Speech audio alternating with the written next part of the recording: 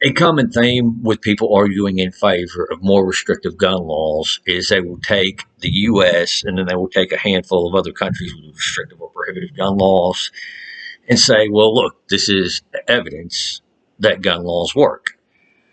When it is pointed out to them on a global scale, that's not necessarily the case, that you have countries with prohibitive or restrictive gun laws and their homicide rate dwarfs the U.S. so much so that the spread between them and the U.S. on homicide rates is exponentially greater than the spread between the U.S.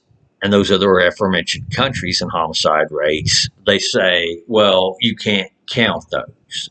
Those aren't HDI countries. The question of at hand is not whether or not, they were HDI countries or not, or whether or not HDI countries have a lower homicide rate. The question at hand is, do gun laws save lives? And if gun laws saved lives and reduced the homicide rate, you would see in all these other countries at least something come out of it. And the fact of the matter is that you don't. So, with that being said, they have to add in all these arbitrary things that have absolutely nothing to do with gun control or gun laws just to paint the picture that suits their narrative.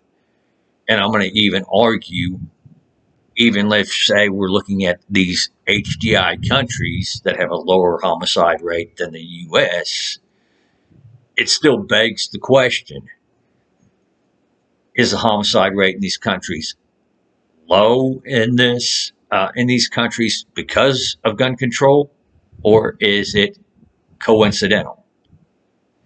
And if you look at the historical data for a lot of these HDI countries that have a lower homicide rate than the U.S.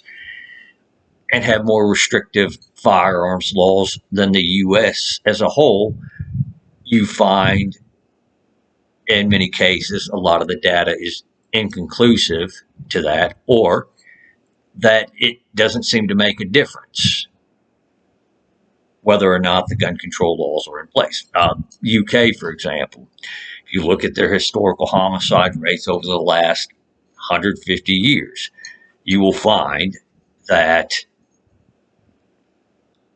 their gun laws didn't really make a difference.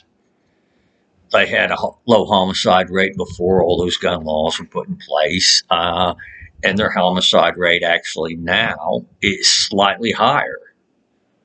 Now, if I wanted to be dishonest about this, I could say, well, see, the increased gun control caused the homicide rate to increase, to go up even a small percentage.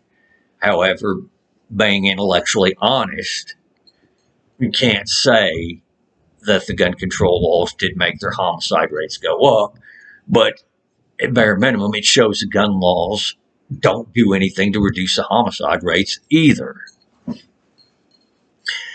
this is the problem with the conversation, is too often than not, you'll have a lot of people who are arguing in favor of gun control laws that have only seen a small portion of the data to which people who support gun control, or the gun controllers themselves, have actually cherry picked out to show everybody.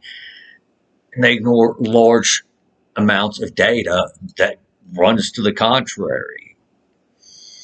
And furthermore, even if we take all my numbers into account, that still doesn't even touch the surface of how much data you actually need to determine whether or not gun control laws work to save lives. And again, as I say, with the data I've seen so far, you really cannot say that. In fact, it really does look like these gun control laws do not reduce the homicide rate or save lives.